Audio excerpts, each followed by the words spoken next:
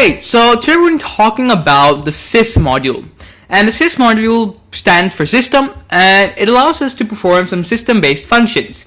For example, checking for the version, stuff like that. So the first function, or actually before that, let's go ahead and import sys into our module or into our shell.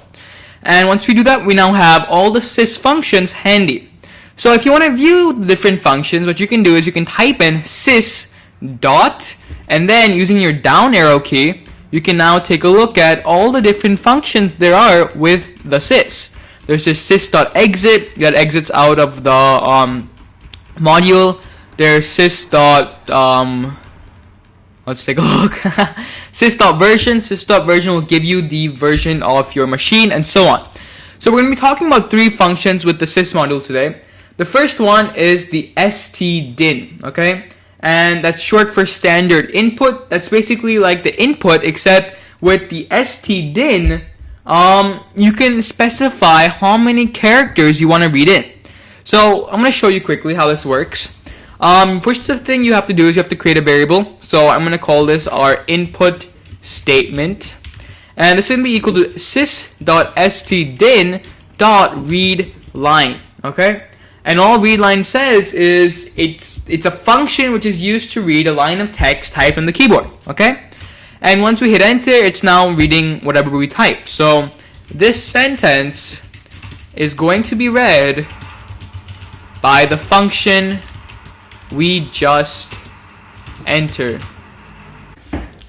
Alright, so now if we print out input statement, okay, what happens? This sentence is going to be read by the function we just entered. So you're probably wondering, well, what's the difference between this and our input statement? Well, there's not much to it, I guess. I mean, both of them do the exact same function, except with the sys.stdin.readLine, what you can do is you can also specify how many characters you want to read. So let's say you were asking the guy to enter his password, okay? And you have a limit for the number of characters that can be a password. So let's say this guy entered 11 characters, and the limit for yours is 10. So instead of reading all 11, what you can do is you can just take in the first 10. Again, that's sort of pointless, but I'm just giving you an example over here. So what you can do is, let's go back to our input statement and, oh, whoops.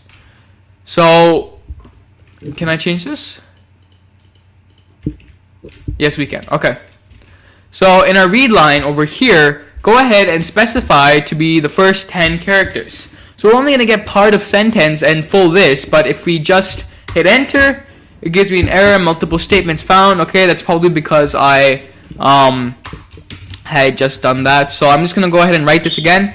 Input statement is equal to sys.stdin.readLine, and then in the brackets, I want to put in, let's say, the first 10 characters.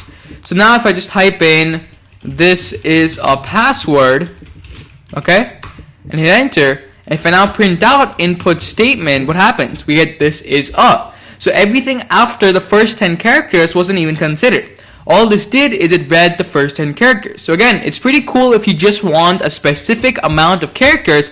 Otherwise, stick to input. There's no need to write all this random long line stuff and also having to import the sys module, okay? Now the next function, and again it's quite similar to this, is the stdout. So just like there was a standard input, there's a standard output. And all the standard output does is it's basically the same as print, it just prints out the line. Okay? So let's go ahead and talk about it. It's just going to be sys.stdout.write, okay? And again, remember this write function, we've used it before in files. So sys.stdout.write, this statement is awesome, okay? So this is basically just like the print. Again, this returns a number of characters as well in case you wanted that. But look, don't use system for that much. It doesn't have much of a purpose currently. Again, print and input, both of them do the exact same functions as sys. I'm just telling you some modules and some functions that you can use with them just to get your basics cleared out.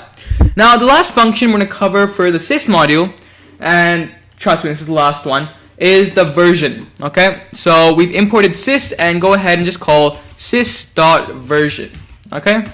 and it gives me, hey, the version of Python I'm using is 3.4.2. It tells me the date. Trust me, it's not October 5th, 2014. I have to change that. And it gives me some 4.2.1 stuff and my Apple Inc. and stuff like that. But yeah, so this can tell me what version of Python I'm using and some other detailed information. Awesome. So let's do a quick recap of what we covered in this small lecture. We talked about 3 functions with the Sys module. We learned how to read, how to write, and how to get the version of your computer. Cool. See you in the next lecture.